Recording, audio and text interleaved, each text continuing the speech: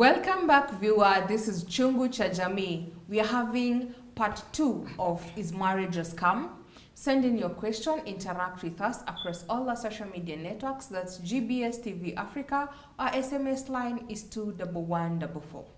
So before we went on a break, I was asking a question on how to identify the third person who is genuinely here to help you navigate through the challenges in marriage, or now identifying that this one is just leading us to doom.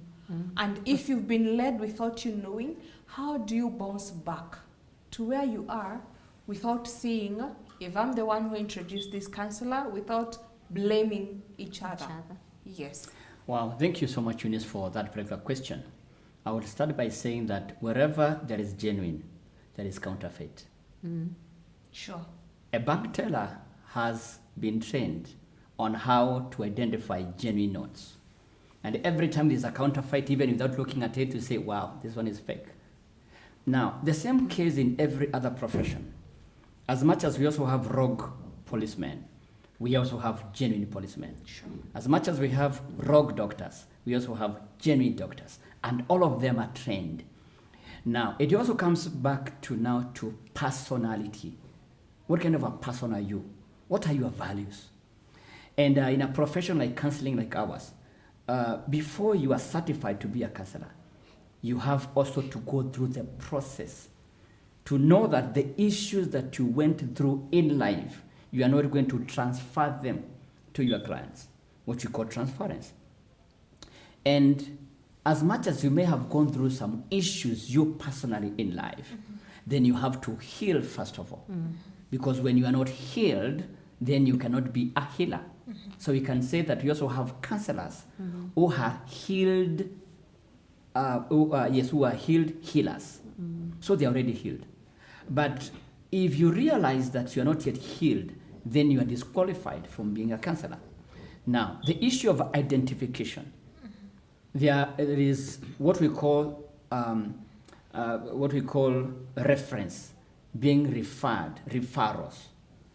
There is also what we call some addresses. Like if I go to a dental clinic, which has been running for over 30 years, I am certain that the doctor who was there 10 years ago, 5 years ago, is the same doctor. I may also get some testimonies of what that particular clinic has been doing to the clients. So there are different ways of looking at it, as much as you may not know 100%. Now, as counselors who are professionals, there are some boundaries you can't go beyond. One of them is you cannot have a relationship with your client beyond the counseling. That is it. That is professional. Then there is also what we call the confidentiality. So whatever is being spoken on this table, it doesn't get out of that door. That is professionalism. Now, you as a client, when you are doing structuring, the structuring or the attending, and then you realize that this man or this woman is going astray, you have the right to terminate that counseling. Why? Because you are here as a professional counselor, and this is your client. So, and the client has not come in to be abused in any way, either emotional, sexual, or whatever way it is, or even physical. And so if you find that this gentleman or this woman, this counselor is not professional enough, then you are free to walk out of that particular relationship. Why? Again, it brings now the issue of trust. Everything is based on trust.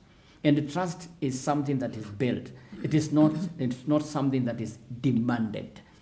It is something that you build across. If you find that after the first session, you find, well, this is a wolf who is pretending to be in a sheep's skin, then, of course, because we human beings are created in such a way that you can be able to detect a red flag.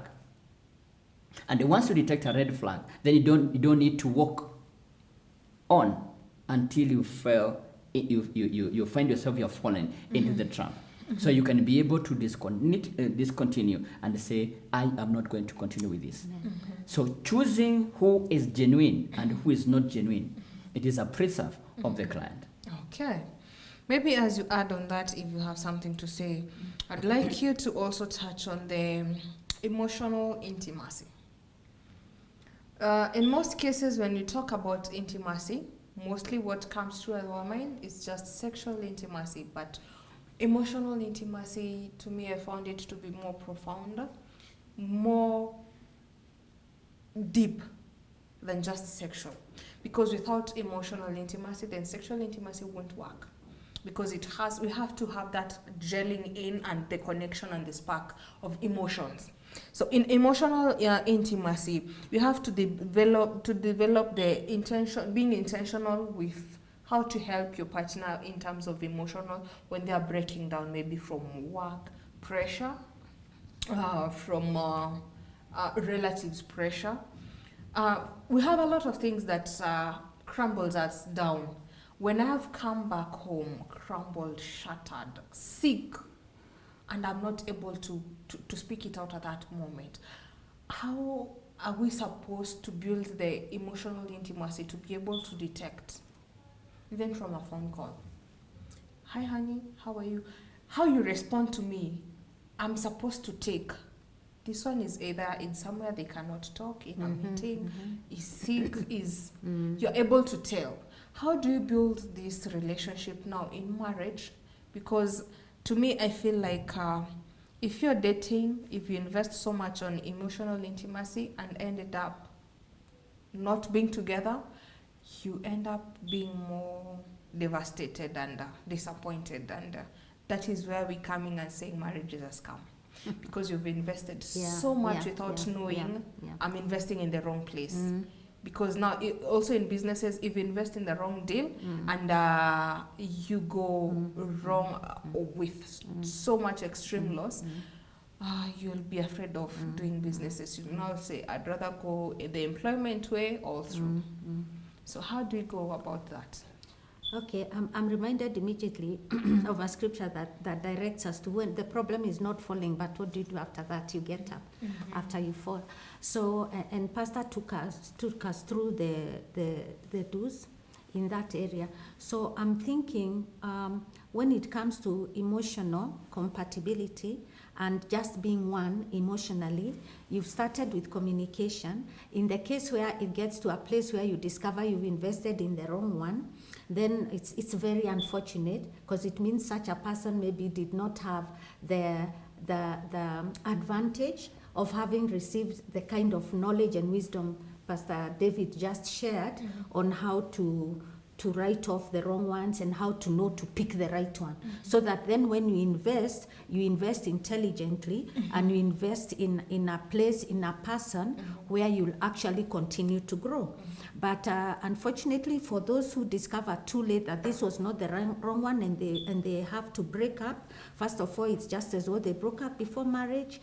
And I believe such a person will need time to heal and work it out, like we discussed, and then come to a place where they are healed. They must be brave, they must be bold, and then once they are healed, they'll be ready to pick it up again. This time, hopefully, with wisdom on what to look out for and how to go about it.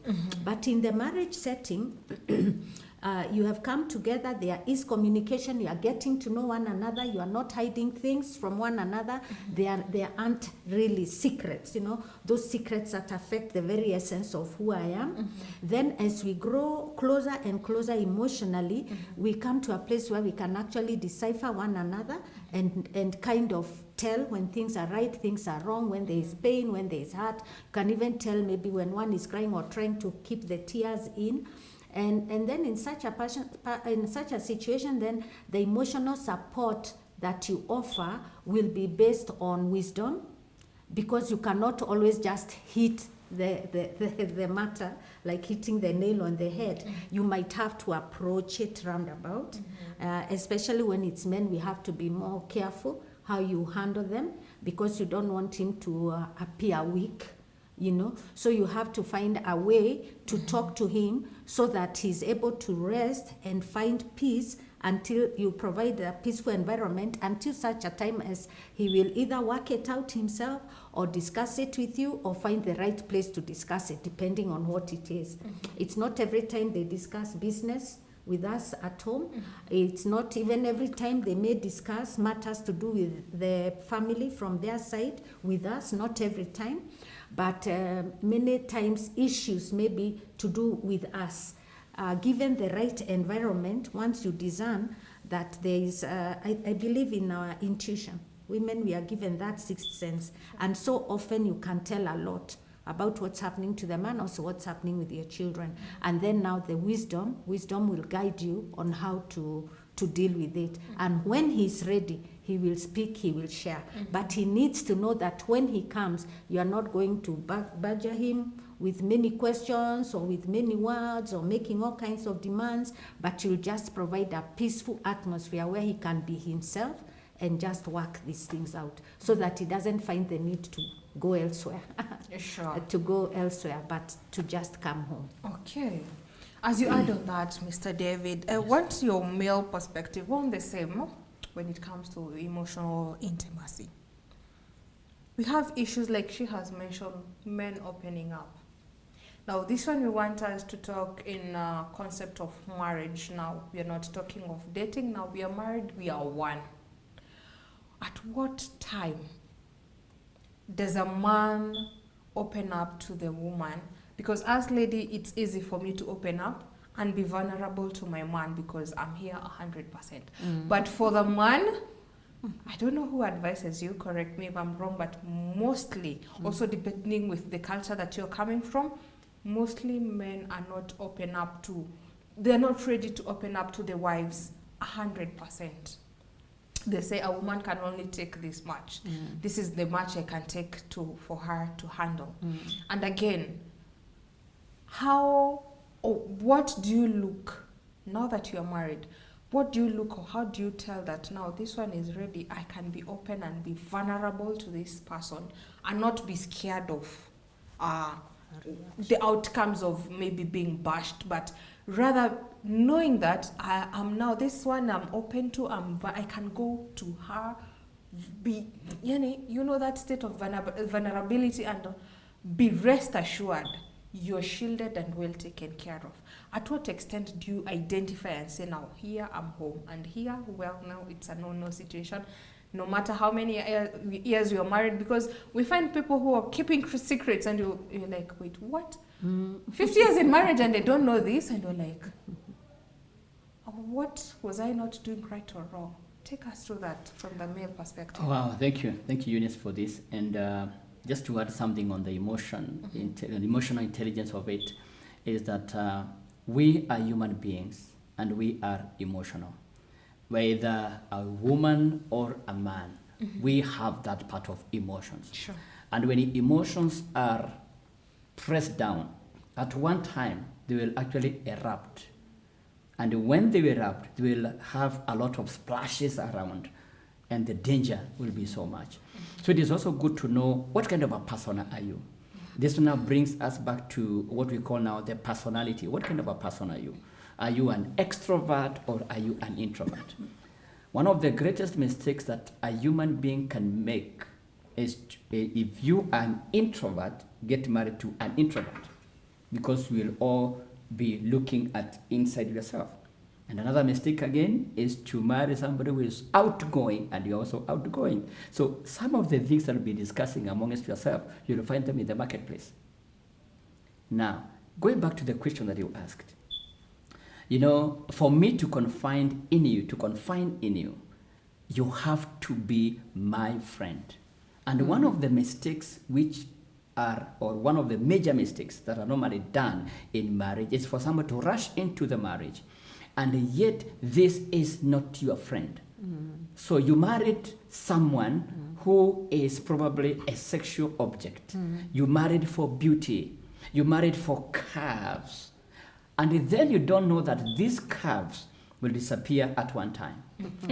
And when they will disappear and become as flat as this table, It's true. then are you still loving that person? My God. So the first thing to do is to love the beauty of the inside of Person. this person, Sure. not the smile, not the round face. It is the beauty of that particular person who is inside. Somebody who understands who you are, who understands your struggles as a man, who understands you. What are your values? What do you value? And now this brings us now to the, how do I confine to my friend? I can only confine to my friend. But if I find that this one is an opportunist, I'll have to delay what I share with you. Because the moment I share with you, maybe if I share with you my PIN, bank account PIN number, and then as much as we have, as much as I have my account, we have our account, then the moment I share my PIN number, then the next day I find that the balance sheet or the balance in my account is 100 bob from 100,000. So what does that tell me?